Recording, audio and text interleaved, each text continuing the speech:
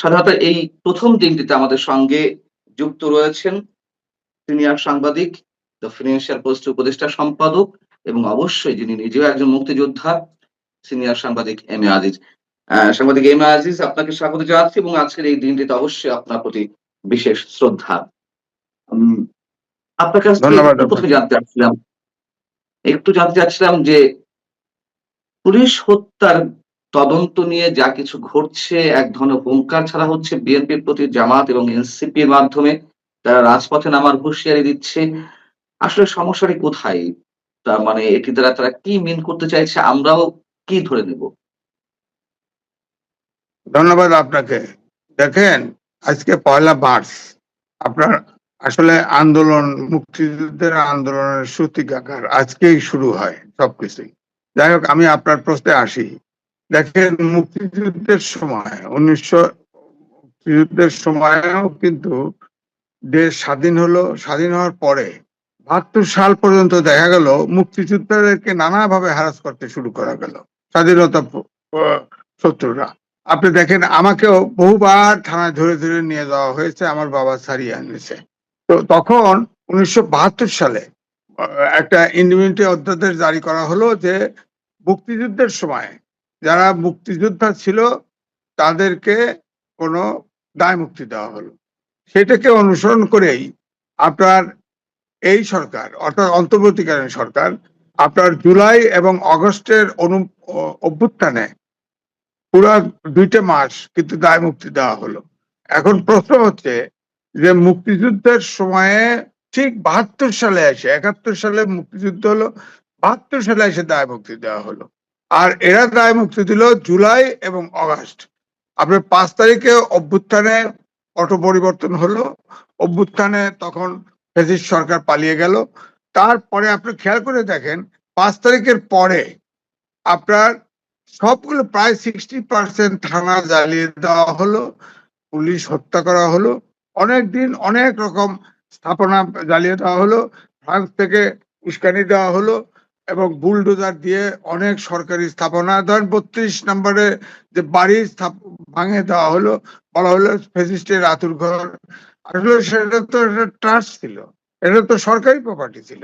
সব ভেঙে চুরে হেরে উঠাও, দখল ও দখল ইত্যাদি ইত্যাদি।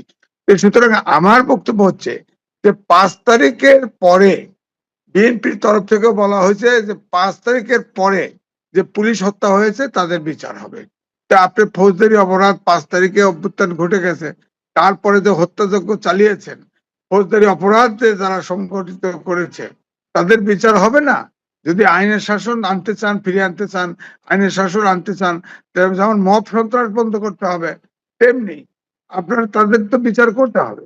বিচার না করলে তো দেখা গেল আপনাকে আমি হত্যা করে ফেললাম, আমাকে আপনি হত্যা করলেন, এটার বিচার হবে না। যে আমরা টকশো করি সুতরাং আমি হত্যা করার অধিকার আছে, এগুলো করলে তো হবে না। দেশে মব সন্ত্রাস এবং আইনের শাসন, সুশাসন, যেন অভ্যুত্থানের সময়ে পরোক্ষভাবে যেটা ছিল গণতন্ত্র, আইনের শাসন, সুশাসন। তা আইনের শাসন যদি আপনি করতে চান, তাহলে তো আপনার পুলিশ দিয়ে হত্যা করা হয়েছে, পুলিশ এখনো ট্রমাতে ভোগে। আপনি দেখেন, মাহাদি নামে একটা ছেলে, সে থানায় ঢুকে বলল না যে আমরা থানা জ্বালিয়ে দিয়েছি, জি। পুলিশ হত্যা করেছি, আমার ২ জনকে ছেড়ে দিতে হবে। এবং ছেড়ে দিল ঠিকই, আবার কোর্টে গেল, কোর্টে দেওয়ার পর আবার সাথে সাথে রাত্রে জামিন দিয়ে দিল।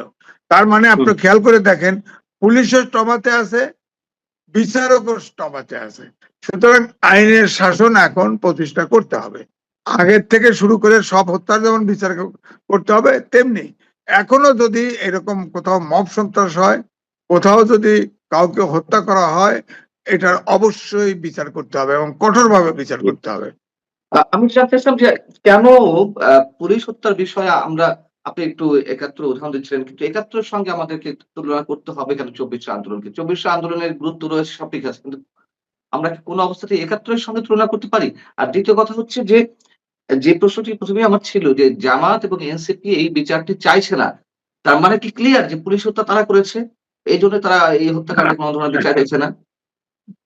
বিষয়টা হচ্ছে, যারা মুক্তিযুদ্ধ দেখে নাই, যার বাবা দেখে নাই, যার দাদা দেখে নাই, তারা মুক্তিযুদ্ধ সম্পর্কে ধারণা করতে পারবে না। মুক্তিযুদ্ধের সাথে এই দেশের কোনো আন্দোলন তুলনাযোগ্য না।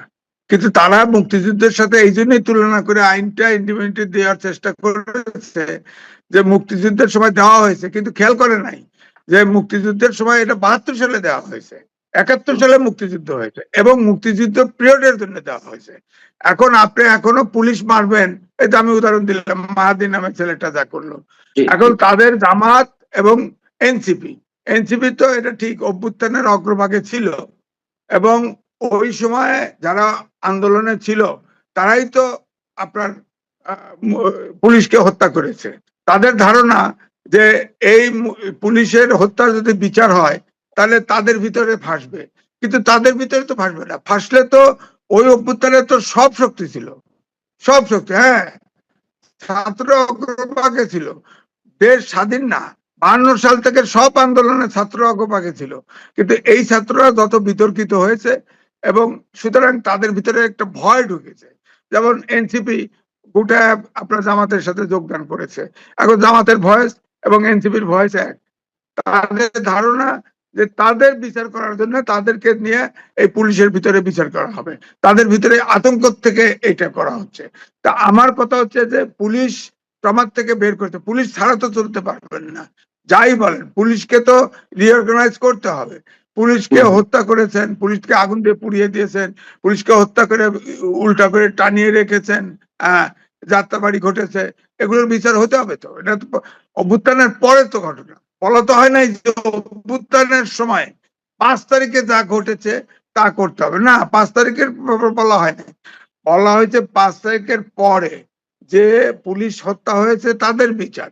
তো তারা নাগরিক না দেশের, তাদের বিচার হবে না। কিন্তু জামাত এবং এনসিপি ভাবছে এই বিচারটা আসলে তাদের ভিতরে, তাদেরকে এই বিচারে আনা হতে পারে, এই কারণে তাদের ভিতরে আতঙ্ক শুরু হয়ে গেছে এবং এটার বিরোধিতা করছে। কিন্তু আমি মনে করি আইনের শাসন যদি চান, সুশাসন যদি চান, তাহলে সব হত্যাকাণ্ডের বিচার হবে। এমনকি আমি বলবো যে এই যে মব সন্ত্রাস করে যত জায়গা ভাঙা হয়েছে, যত কিছু দখল করা হয়েছে, যতগুলো জ্বালাপোড়া করা হয়েছে, সবকিছু বিচার হওয়া উচিত, যাতে ভবিষ্যতে আপনার নেপালে হয়েছে না, ছাত্র আন্দোলন করছে না, শ্রীলঙ্কায় করছে না, তারা তো শিক্ষা প্রতিষ্ঠানে ফেরত গেছে। ওখানে তো প্রধানমন্ত্রীর দায়িত্ব নিয়েছে এক স্পিকার, সাথে সাথে নেপালে তো বলে দিয়েছে প্রথম শর্তই হচ্ছে তাদের শিক্ষা প্রতিষ্ঠানে ফেরত যেতে হবে, গেছে তো, এবং সরকার চলছে তো।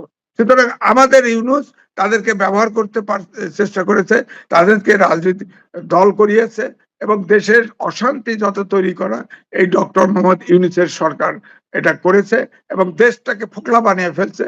বিশ্বব্যাংকের জরিপে বলা হয়েছে এই বছরের শেষে 3.5% জিডিপি হবে, অর্থাৎ সামনে দুর্ভিক্ষ হওয়ার সম্ভাবনা আছে। এই দেশকে আপনার ধরে রাখতে হলে, দেশকে টিকে রাখতে হলে আপনার আইন অর্থনীতি থেকে শুরু করে সবকিছু ঠিক করা, এটা কিন্তু আমি মনে করি 3 মাসেও সম্ভব না, 180 দিনও। কিন্তু যাত্রা শুরু করতে হবে।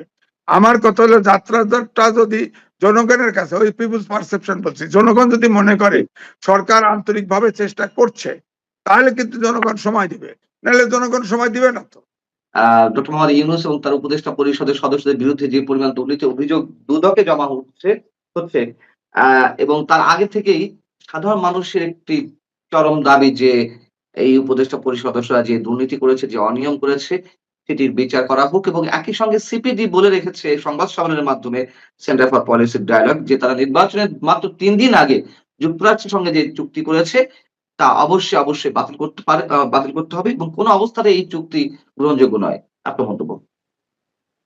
শোনেন, 1 নম্বর কথা হলো চুক্তি, গোপন চুক্তি করেছেন আমেরিকার সাথে, এই চুক্তি বাতিল করা খুব কঠিন আছে। দেখেন না, আমেরিকা ইরাকে দমন নড়িয়াকে তুলে নিয়ে আইছে, আপনার ভেনেজুয়েলার প্রেসিডেন্ট তুলে নিয়ে এসে বিচার করতেছে, এটা বড় কঠিন।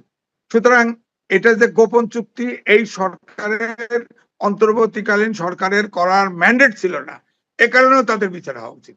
তারপরে ধরেন সংবিধান 106 অনুচ্ছেদ অনুযায়ী এই সরকার রেফারেন্স নিয়ে 148 অনুচ্ছেদ অনুযায়ী সরকার ওত নিয়েছে সংবিধান সমন্ত রাখার জন্য। সংবিধানের কোন মৌলিক সংস্কার তারা করতে পারে না, সংবিধানের সাথে সাংঘর্ষিক কোন সংস্কার তারা করতে পারে না। তারপরে ধরেন সংবিধানে ছিল বঙ্গবন্ধুর ছবি সব আপনার এমবেসিতে টানানো থাকবে। এক লেডি উপদেষ্টা এক দেশে গেছে, যা দেখছে, দেখার পরে ওখান থেকেই সব ছবি নামায় দিছে। তার বিচার হবে না? বিচার হতে হবে তো। যারা সংবিধান সমুন্নত রাখার জন্য ওথ নিল এই রাষ্ট্রপতির কাছে, যারা সংবিধান ভায়োলেট করছে তারও বিচার করতে হবে। আপনি দেখেন ডক্টর মোহাম্মদ ইউনূস, এই যে রাষ্ট্রপতি সাক্ষাৎ দিয়েছে, 18 মাস ক্ষমতায় থেকেছে, একদিন সাংবিধানিক বাধ্যবাধকতা থাকার সত্ত্বেও একদিন রাষ্ট্রপতির সাথে দেখা করে নাই, এই চুক্তি সম্পর্কে ব্রিফ করে নাই, বিদেশে কি করে আসলো না আসলো ব্রিফ করে নাই। এগুলো তো সাংবিধানিক বাধ্যবাধকতা, উনি জান নাই। উনি ওনার দেখেন, উনি ওনার নামে, গ্রামীণ ব্যাংকের নামে, গ্রামীণ ফোনের নামে দুনিয়ার প্রতিষ্ঠান, আপনি উত্তরা যান, বিয়ে বাড়ির অর্ধেক টাকা দখল করছে সে, অর্ধেক টাকা, টাকা পয়সা কোত্থেকে আসে?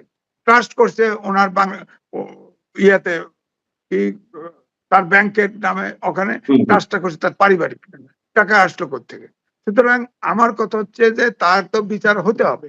তারা যদি লুট করে থাকে তারা ঠিক আছে, অভ্যুত্থানের সময় তাদেরকে আনা হয়েছে, তারা সরকার পরিচালনা করছে, কিন্তু তারা যে জায়গায় সংবিধান ভায়োলেট করছে, যে জায়গায় প্রশ্ন আছে, যে টাকা লুট করেছে, যে দুদুকে অন্তত পক্ষে, দুদুকে তো আমি অভিযোগ দিতে যাচ্ছি না, তথ্য দিচ্ছে যাদের প্রমাণ সহ দুদুকে অভিযোগ দিচ্ছে, তো দুদক তদন্ত করুক। তারা যদি ক্রাইম করে থাকে তাদের বিচার হোক, এবং বিচার তো এমনিতে আমার প্রশ্ন হচ্ছে যে, আমরা তো আপনি বলছেন যে যুক্তরাষ্ট্রের সঙ্গে যে চুক্তিটি করেছে অন্তর্বর্তী সরকার ডক্টর ইউনূসের নেতৃত্বে, তো সেই চুক্তি বাতিল করা খুব কঠিন হতে পারে। যদি কঠিন হয়ে থাকে তাহলে কি বিএনপি কোন রকম ভাবে চাপে পড়তে যাচ্ছে যুক্তরাষ্ট্রের মাধ্যমে, অর্থনৈতিকভাবে হোক বা রাজনৈতিকভাবে হোক? দেখেন, যুক্তরাষ্ট্র, আপনি জানেন তো, এই বর্তমান প্রধানমন্ত্রীকে আপনার কংগ্রেচুলেট করতে একটা স্টেটমেন্ট করছিল, সেখানে কিন্তু বলছে যে, তারা বলছে যে তাদের সাথে আপনার যত চুক্তি টুক্তি এগুলো বাস্তবায়ন করতে হবে, এবং আরো কিছু শর্ত দিচ্ছে। সুতরাং এটা তো বোঝাই যাচ্ছে। এখন যুক্তরাষ্ট্রকে চ্যালেঞ্জ করা তো খুব কঠিন, যে গোপন চুক্তি করে ফাঁসায় দিয়ে গেছে এই অন্তর্বর্তীকালীন সরকার। সুতরাং আমার কথা, তাদের শাস্তি করতে হবে। আর আপনি যেটা বলছেন যে এই সরকার চালাতে পারবে কিনা, দেখেন, আমরা 54-55 বছর দেশ স্বাধীন হয়েছে, এ পর্যন্ত কিন্তু আমরা জাতি গঠন করতে পারিনি। আপনি খেয়াল করে দেখেন, অন্তত ইংরেজি, বাংলা, আলিয়া মাদ্রাসা, কওমি মাদ্রাসা সহ অন্তত পক্ষে 12 প্রকারের শিক্ষা ব্যবস্থা আছে, এবং সবাইকে মাস্টার ডিগ্রি দেওয়া হয়, যার ফলে আমরা কোনো জাতীয় ইস্যুতে একমত হতে পারি না। আপনার সবগুলো চিন্তা, আমাদের 12 প্রকার চিন্তা করি, এই জাতি তো আমরা গঠন করতে পারি নাই। আজকে তো ধরেন, এই যে বললেন আপনি গোপন চুক্তি করেছে, আপনার এই চুক্তিটা বাতিল করতে হবে, চুক্তিটা আমাদের পক্ষে নয়। আপনি কি বলতে পারেন যে জামাত বা এনসিপির পক্ষ থেকে এই চুক্তির ব্যাপারে কোনো কথা বলা হয়েছে? আমরা তো একবারও না। বলতেছি সরকারের পক্ষেও সম্ভব না এই চুক্তি বাতিল করা, বলছি, কিন্তু চুক্তির বিপক্ষে অবস্থান নিয়েছি। এটা আমাদের দেশের স্বার্থে নয়। আমরা তুলা আনবো, আমরা তাদের গম আনবো, আমরা তাদের অস্ত্র আনবো, আমরা তাদের বিমান আনবো, ইত্যাদি ইত্যাদি শর্ত দিয়ে গোপন চুক্তি করছি। এখন আরো চুক্তির ভিতরে কে আছে কে জানে। তাদেরকে আমরা এই প্রায় 80টা দেশে তাদের সেনা ঘাঁটি আছে। আর বাংলাদেশের দ্বীপের সেনা ঘাঁটি হবে কিনা, এগুলো আছে কিনা, ধরেন এই যে মানবিক করিডোর নামে একটা হয়েছে, এটা হচ্ছে কিনা, আপনার ধরেন এই যে আমাদের পোর্টের একটা দিয়ে দেওয়া হয়েছে, এগুলো আর কি কি দেওয়া হয়েছে আমরা তো জানি না। সুতরাং অন্তত পক্ষে এই সরকার, যে চুক্তিটা হয়েছে, চুক্তিটা খোলসা করা এবং নতুন করে নেগোশিয়েট করা, এবং নেগোশিয়েট না করলে এই যে ফরেন মিনিস্টার বানানো হয়েছে, তিনি তো এগুলোর ভিতরে ছিল, তার দায়িত্ব ছিল না? নিরাপত্তা খলিলুর রহমান, তার তো এই সরকার, বর্তমান সরকার তার পদত্যাগ চেয়েছিল, তাকে কেন ফরেন মিনিস্টার বানালো? বিএনপির লোক অভাব ছিল? আপনি গভর্নর সরাই দিতে পারলেন, তাকে কেন আনলেন? এটা তো জনগণের ভিতরে পারসেপশন খারাপ, যে এই লোককে কেন ফরেন মিনিস্টার বানানো হলো, আর কারণটা কি? তার ভিতরে তো অভিযোগ আছে যে বিদেশি নাগরিক, তাকে কেন ফরেন মিনিস্টার বানানো হলো? এবং তাকে, সে ইউনিসের লোক ছিল, ইউনিসেনই তাকে নিরাপত্তা উপদেষ্টা বানিয়েছিল, তাকে বলো যে এই চুক্তি খোলসা করা হোক, এবং সরকারের ভিতরে তাকে বলা হোক যে এটা নেগোশিয়েট করা হোক বাতিলের জন্য, না হলে এটা ওপেন করা হোক। অন্তত আমাদের কোন জায়গায় এই সরকার বন্দি করে রেখে গেছে আমরা এটা জানতে চাই। নাহলে আমেরিকাকে হ্যান্ডেল করা বাংলাদেশ সরকারের পক্ষে আসলেই কঠিন।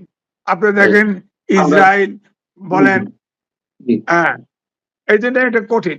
যতই বলেন এটা কঠিন, এটা ইচ্ছে করলে ফু দিয়ে এটা করা সম্ভব না। এটা আমাদেরকে চালাতে হবে এবং কর ইস্যু জড়িত এটা নেগোশিয়েট করে এমন একটা জায়গায় নিতে হবে উইন উইন সিচুয়েশন যাতে হয়।